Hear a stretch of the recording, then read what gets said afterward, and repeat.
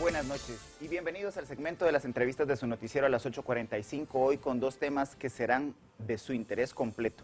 En primer lugar, estaremos hablando de la quinta cepa de coronavirus que ya se encuentra en Guatemala y que ha sido detectada por los laboratorios en el país.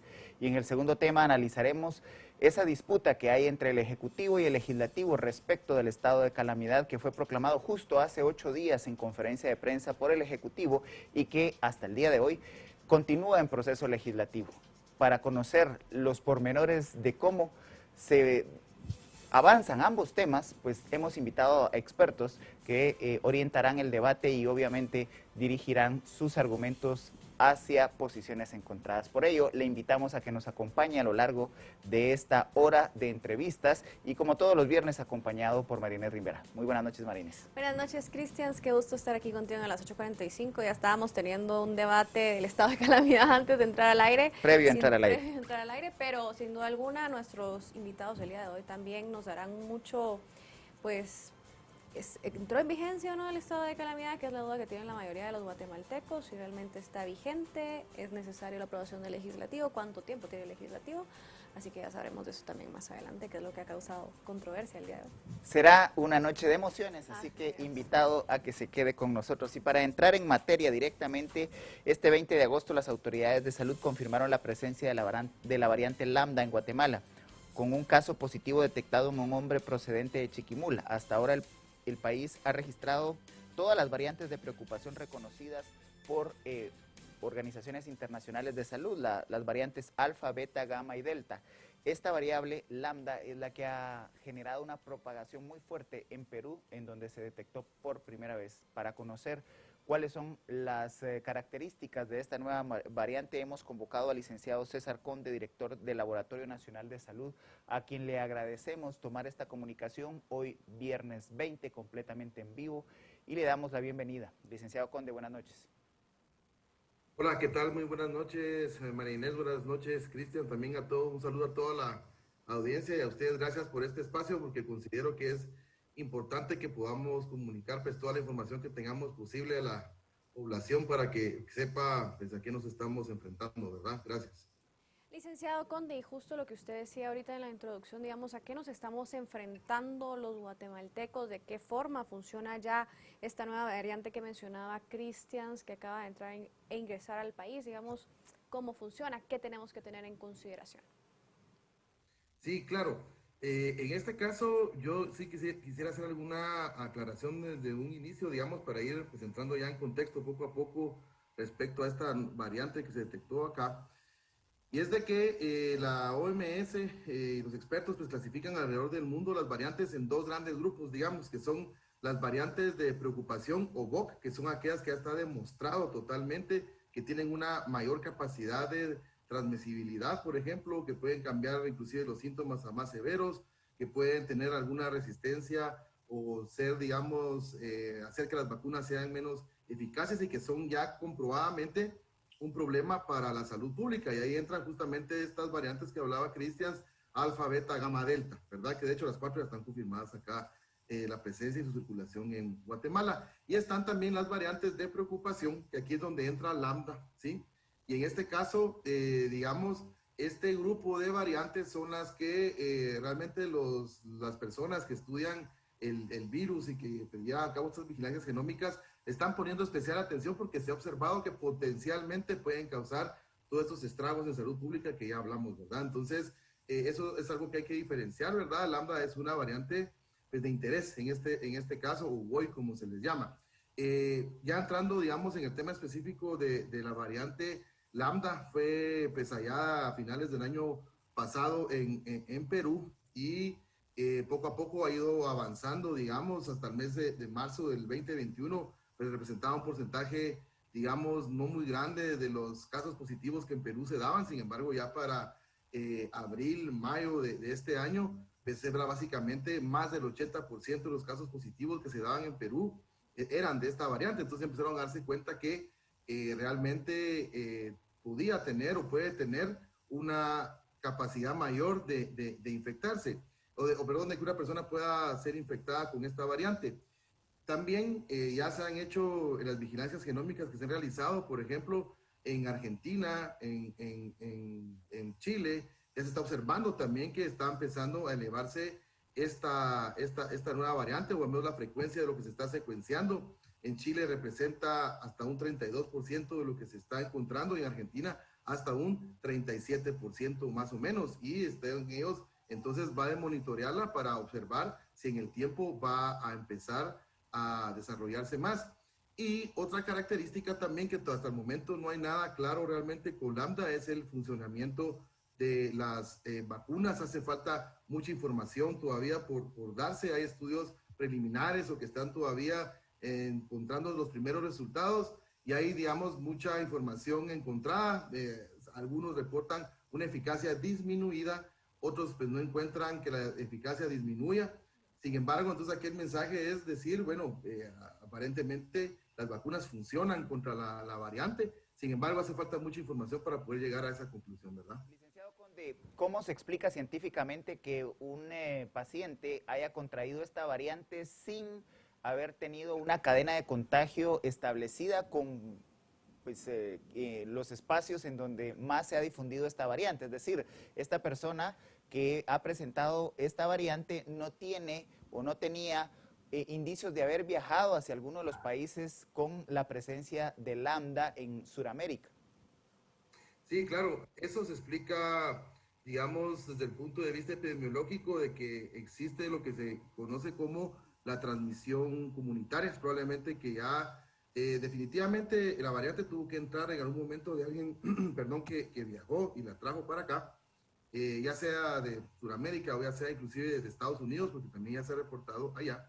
Y ya luego, cuando, digamos, existe una serie de contactos descontrolados de los casos, y mientras más transmisión haya, pues más posibilidad de que llegue a la gente. Entonces ya no hay necesidad que la gente salga del país para poder ser infectada con esta variante y se contagie localmente, que es lo que, como les digo, se le puede llamar una, digamos, transmisión comunitaria, ¿verdad? Que es lo que está pasando inclusive ya con la variante BOC que ya hemos encontrado, como Delta, por ejemplo. Ya en el informe que trabajábamos el día de ayer, ya reportamos la presencia de esta variante justamente en Alta Verapaz, Totonicapán, aquí en la ciudad de Guatemala, ¿verdad?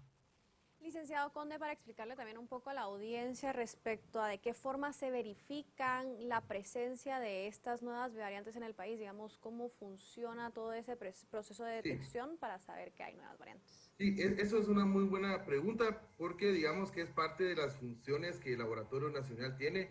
Sí debo decir que nosotros actualmente estamos, digamos, recibiendo las muestras a nivel nacional de todas aquellas muestras que cumplan con los criterios de que son muestras, digamos, que se sospechan que son de variantes BOC, ¿verdad? O BOY.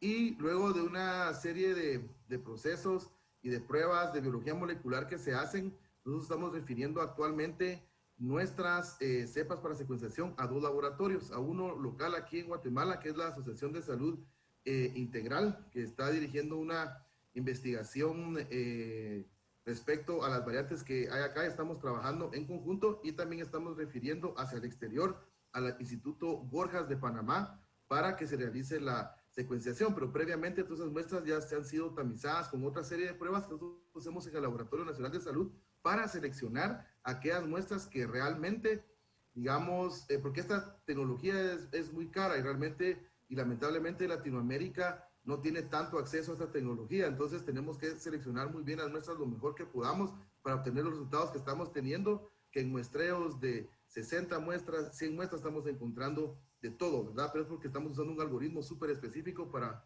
buscarlas.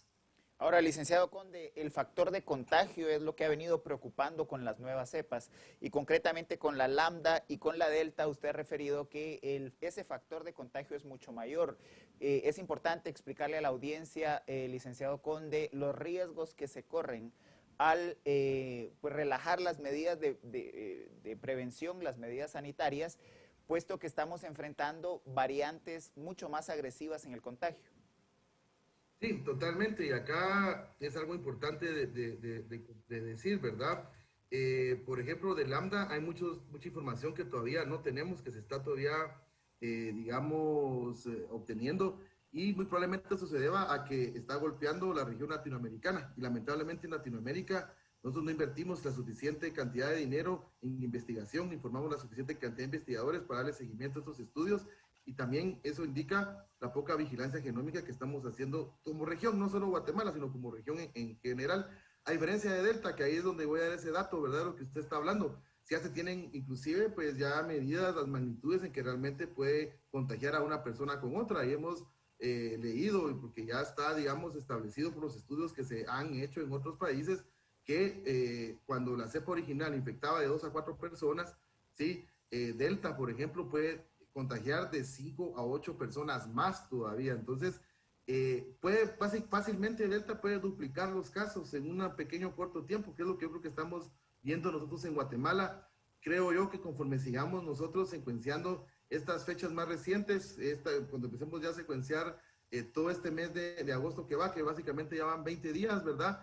Y que pronto pues presentaremos esos resultados, muy probablemente encontremos Delta más establecido, por lo tanto hay que tomar en cuenta todas esas medidas que no se tienen que relajar, tomar nosotros esa medida individual de responsabilidad, ¿verdad? De tener un adecuado distanciamiento, no salir ahí. Escuchaba justamente el mensaje de Juan José Ríos antes, de si no salga de su casa si no tiene necesidad, decía él, y tiene razón. Si no tenemos que estar saliendo, salgamos lo mínimo a lo que tengamos que salir a trabajar o hacer algo muy importante y que tengamos que hacer, usar mascarilla, lavarnos las manos, y el mensaje también es vacunarnos, vacunarnos y vacunarnos. Cuando sea nuestro turno, acudir a que nos vacunen, porque digamos, la evidencia general, realmente sobre todas las variantes, no solo Lambda, que nos hace falta tener más datos, pero en general la vacunación protege contra todas las variantes que hay de SARS-CoV-2. Entonces eso yo creo que es muy alentador de momento, ¿verdad?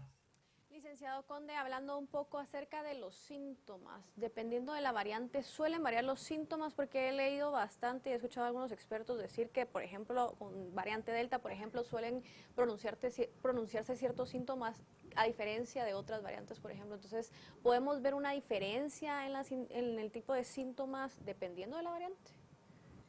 Sí, se ha observado sobre todo con la variante Delta, María Inés. Eso es algo que ya se ha observado, que se ha reportado. Por ejemplo, en el caso de la variante Delta, digamos que coloquialmente se dice que es algo más parecido a una gripe que realmente al COVID.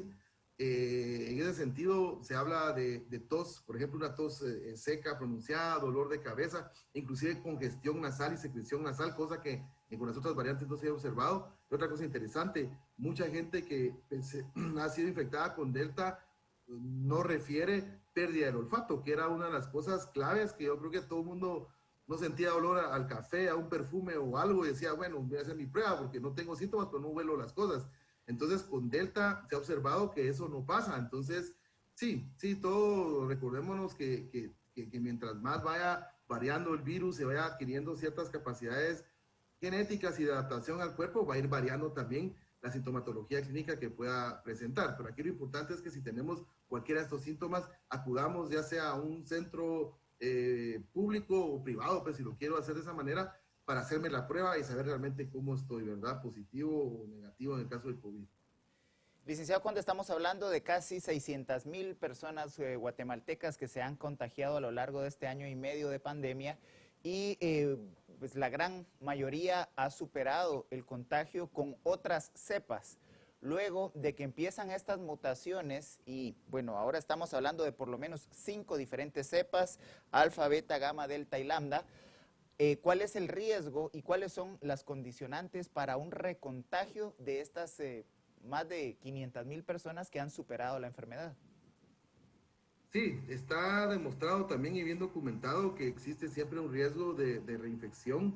No se tiene todavía claro los mecanismos en que el sistema inmune nos protege, y las vacunas tampoco. Por eso es que es bien difícil ahorita saber y poder medir eso. Por eso es que estas famosas pruebas de anticuerpos que muchas veces se quieren ofrecer como para ver si la persona está protegida o no, eso realmente no es cierto. No hay datos que digan con total certeza si usted tiene anticuerpos a cierto nivel está protegido o no. Todavía no se conoce eso claramente. Entonces, recordémonos que las variantes, después de todo, van a tener pues ciertas diferencias a la cepa que originalmente pudo haber, o a la, digamos, sí, a la variante que pudo originalmente haber infectado a un paciente, y por ende el sistema inmune puede ser que no lo vaya a reconocer de manera adecuada, y está totalmente documentado que variantes como Delta, por ejemplo, pueden causar, o inclusive las otras VOC también, pueden causar un repunte de casos de reinfecciones, ¿verdad? Y aún así, como son más contagiosas, causar también nuevos contagios.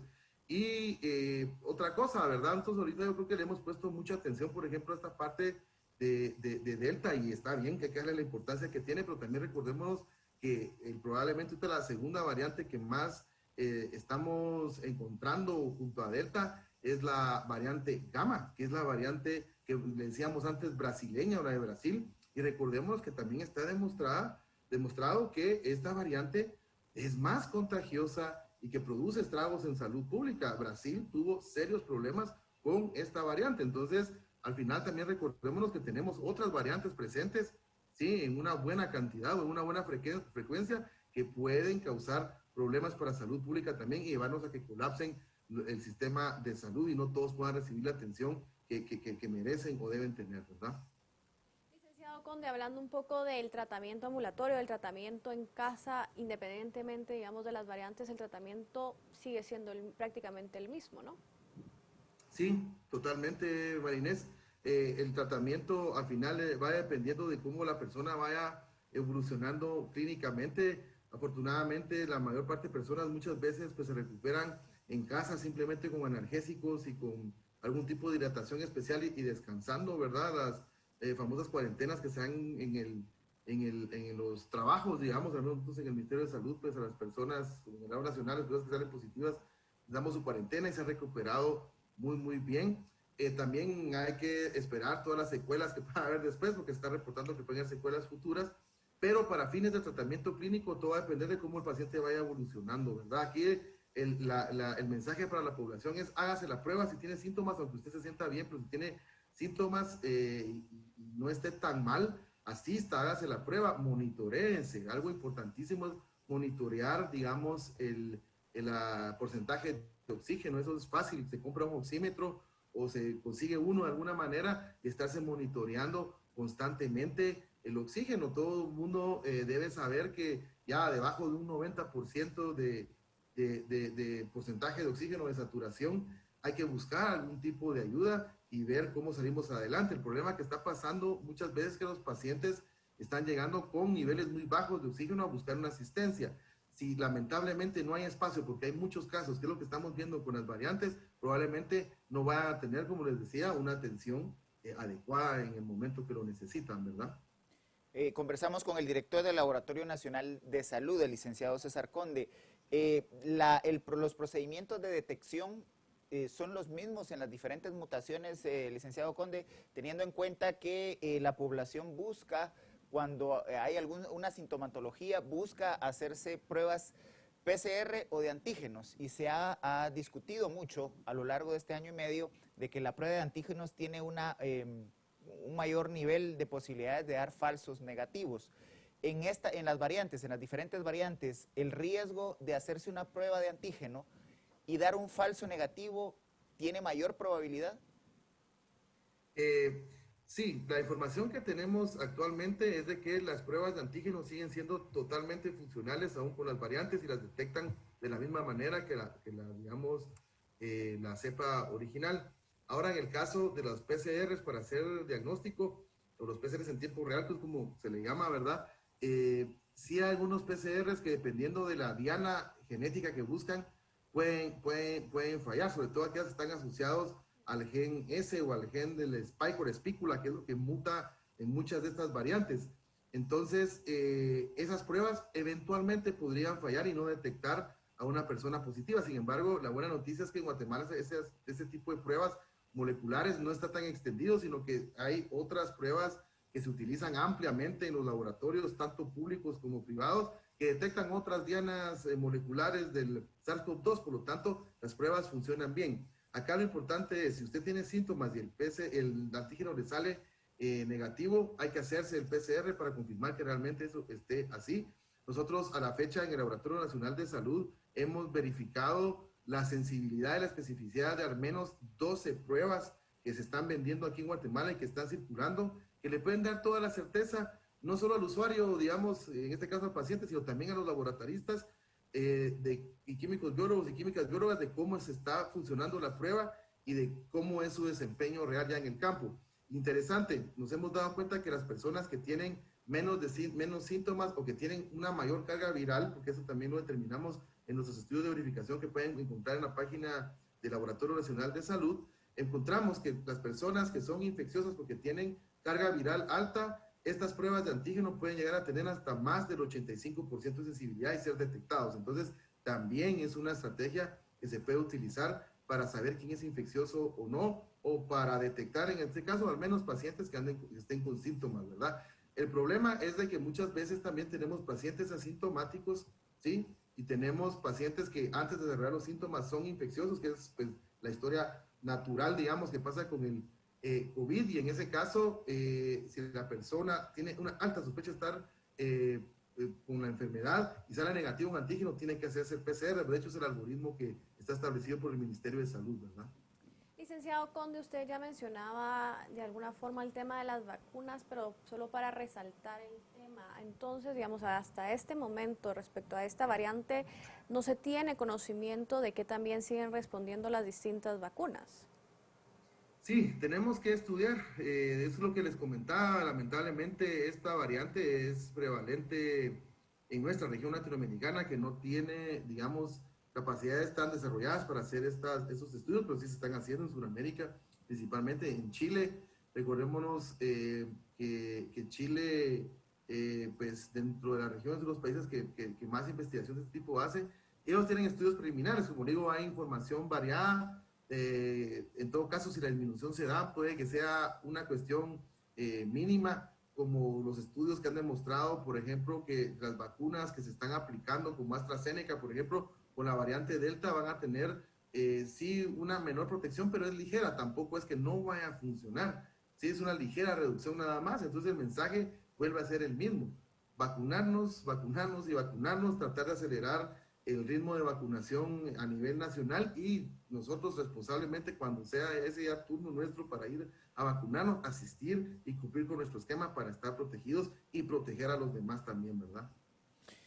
Licenciado Conde, nos acercamos al cierre de esta entrevista y es importante reforzar pues los criterios que permitan evitar los contagios. ¿Siguen siendo efectivas las medidas que a lo largo de estos meses se han implementado en contra de las otras variantes? Sí, siguen siendo efectivas, pero ojo acá, tendremos que tener en cuenta que en el caso de la variante Delta, las cargas virales, la carga viral, digamos, es la cantidad de virus que una persona puede tener, ¿verdad? En la nariz o en las secreciones, puede llegar a ser 1000 veces mayor que lo de las demás variantes y la cepa original. O sea, es una cosa, digamos, muy preocupante esto, ¿verdad?